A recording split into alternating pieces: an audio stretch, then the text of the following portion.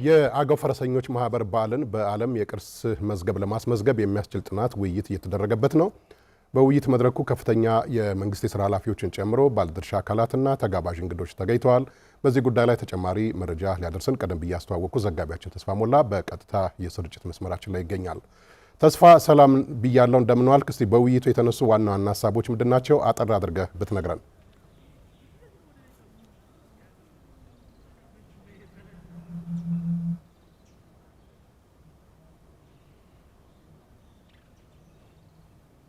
መቀጠል ትችላለህ ተስፋ። አመሰግናለሁ ተሾመ። እንደምን ዋልክ? ተመልካቾቻችንም እንደምን ዋላችሁ? እንግዲህ ዛሬ በባህር ዳር ከተማ የአገው ፈረሰኞች ማህበር በዓልን በዓለም የማይዳሰስ ቅርስ አድርጎ ለማስመዝገብ የመጨረሻ የተባለ ጥናታዊ ሰነድ ቀርቦ ውይይት እየተደረገበት ነው የሚገኘው። እንግዲህ የአገው ፈረሰኞች ማህበር ከምስረታው ስንነሳ በ1933 ዓመተ ምህረት ነው እንግዲህ በየአመቱ መከበር የጀመረው ማለት ነው። ይህ ማህበር እንግዲህ በአድዋ ጦርነት ጊዜ ከአዊ ብሔረሰብ አስተዳደር አካባቢ የዘመቱ አርበኞች ከፈረሶቻቸው ጋር እንዲሁም ደግሞ የቅዱስ ጊዮርጊስን ታቦት አብረው ለጦርነቱ ይዘው ዘምተው ነበርና ከዛ ሲመለሱ የተሰዉ አርበኞችንና ፈረሶችን ለመዘከር እንዲሁም ደግሞ ማህበሩ የበለጠ ለአካባቢው ህብረተሰብ የተለያዩ ማህበራዊ፣ ኢኮኖሚያዊና መንፈሳዊ ፋይዳዎችን ማበርከት እንዲችል ተደርጎ ነበር በ1933 ዓመተ ምህረት ምስረታ ያደረገው ማለት ነው። ከዚያ ጊዜ ጀምሮ እንግዲህ በየአመቱ እየተከበረ የማህበሩ አባላትም ቁጥራቸው በጣም እየጨመረ አካባቢው ላይ ማህበሩ ያለው ማህበራዊ፣ ኢኮኖሚያዊና መንፈሳዊ ፋይዳም እየጠነከረ መጥቶ አሁን ላይ ከ62000 በላይ አባላት እንዳሉት ነው የሚነገረው። እንግዲህ በቀጣይ ጥር 23 ቀን ለ86ኛ ጊዜ በየአመቱ የሚያከብረውን የአገው ፈረሰኞች ማህበር አመታዊ ክብረ በዓል በድምቀት የሚያከብር ነው የሚሆነው።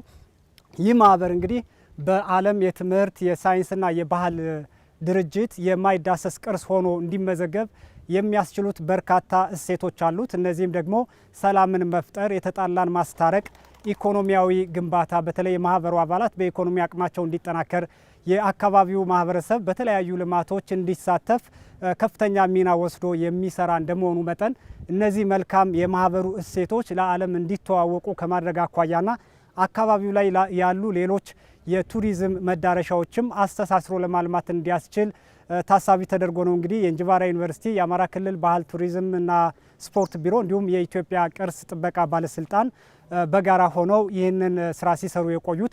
አሁን ላይ የኢትዮጵያ ቅርስ ጥበቃ ባለስልጣን በዋናነት እንግዲህ ጥናቱን እያቀረበ ነው የሚገኘው። ይህ ማህበር በዓለም የማይዳሰስ ቅርስ ሆኖ እንዲመዘገብ ለማድረግም ከፍተኛ ርብርብ ሲደረግ ነው የቆየው። ዛሬ የመጨረሻ የተባለው የጥናት ሰነድ ቀርቦ ነው ውይይት እየተደረገ የሚገኘው። በዚህ የውይይት መድረክ ደግሞ የአማራ ክልል ከፍተኛ የስራ መሪዎች ተገኝተዋል። በተለይም ደግሞ የአማራ ክልል ርዕሰ መስተዳድር አቶ አረጋ ከበደን ወክለው በምክትል ርዕሰ መስተዳድር ማዕረግ የከተማ ዘርፍ አስተባባሪ ዶክተር አህመዲን መሐመድ ተገኝተው ነበረ።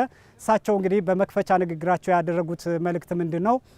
በተለይ የአገው ፈረሰኞች ማህበር ያሉትን እሴቶች አጠናክሮ ለዓለምም ተሞክሮ የሚወሰድባቸው እንዲሆኑ ቅርሱ የዓለም ቅርስ ሆኖ እስከሚመዘገብ ድረስ ባለው ሂደት ከፍተኛ ድጋፍ እንደሚያደርግ ነው እንግዲህ በክልሉ መንግስት ስም መልእክታቸውን ያስተላለፉት። በሌላ በኩል የኢትዮጵያ ቅርስ ጥበቃ ባለስልጣን ዋና ዳይሬክተር ረዳት ፕሮፌሰር አበባ አያሌውም ተገኝተው ነበረ። እሳቸው እንግዲህ የአገው ፈረሰኞች ማህበር የዓለም ቅርስ ሆኖ እንዲመዘገብ በርካታ ስራዎች ሲሰሩ ቆይተዋል በባለስልጣኑ። ስለዚህ የዛሬው የመጨረሻ የጥናት ሰነድ ደግሞ ውይይት ተደርጎበት ወደ ዓለም የትምህርት የባህልና የሳይንስ ድርጅት የሚገባ ይሆናል። ይሄ እንግዲህ ባለፈው ጊዜ በቅርቡ ማለት ነው የጣና ሐይቅን የዓለም ቅርስ አድርጎ ለማስመዝገብ እንዲሁ ጥናት ቀርቦ ውይይት መደረጉ ይታወቃል። ስለዚህ የጣና ሐይቅንና የአገው ፈረሰኞች ማህበርም በቀጣይ ኮሪያ ላይ የዓለም የትምህርት የባህልና የሳይንስ ድርጅት በሚያደርገው ጉባኤ ላይ እነዚህ ሁለቱ ቅርሶች ቅርስ ሆኖ የዓለም ቅርስ ሆኖ የሚመዘገቡበት ሁኔታ እንዲፈጠር ከፍተኛ ስራ ተሰርቷል። ውጤትም ይመጣል ተብሎ እንደሚጠበቅ ነው እንግዲህ ረዳት ፕሮፌሰር አበባ አያሌው መልእክት ያስተላለፉት። በቀጣይ ኢትዮጵያ ላይ ያሉ እንደ ሾንኬ መንደር በተለይ አማራ ክልል ውስጥ የሚገኙ የሾንኬ ባህላዊ መንደር አለ። ይህም ደግሞ የዓለም ቅርስ ሆኖ እንዲመዘገብ እንዲሁም ደግሞ በአማራ ክልል የሻደይ አሸንድዬና ሶለል ባህል የዓለም ቅርስ ሆኖ የሚመዘገብበት ሂደት እየተሰራ እንደሚገኝም እንግዲህ ጠቅሷል።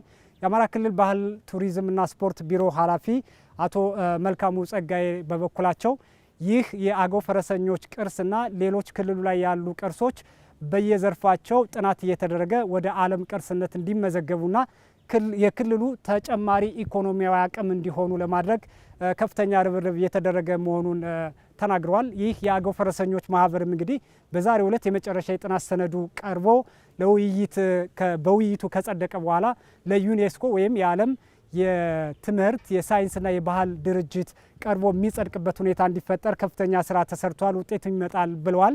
እንግዲህ ዛሬ የአገው ፈረሰኞች ማህበር ፈረሰኛ አባላትን ጨምሮ ከአዊ ብሔረሰብ አስተዳደር ከአማራ ክልል ከፍተኛ የመንግስት የስራ ኃላፊዎች እንዲሁም ደግሞ የተለያዩ ጥሪ የተደረገላቸው አርቲስቶችና ባለድርሻ አካላት በዚህ ጥናት እየተሳተፉ ነው የሚገኘው። ቀጣይ እንግዲህ የዚህ ጥናት ደግሞ ቅርሱን ለዓለም ከማስመዝገብ ባሻገር ጥር 23 ላይ የአገው ፈረሰኞች ማህበር 86ኛ ዓመታዊ ክብረ በዓል በድምቀት የሚከበርበት ሂደትም እንዲሁ በዚሁ መድረክ እየተነሳ ነው የሚገኘው።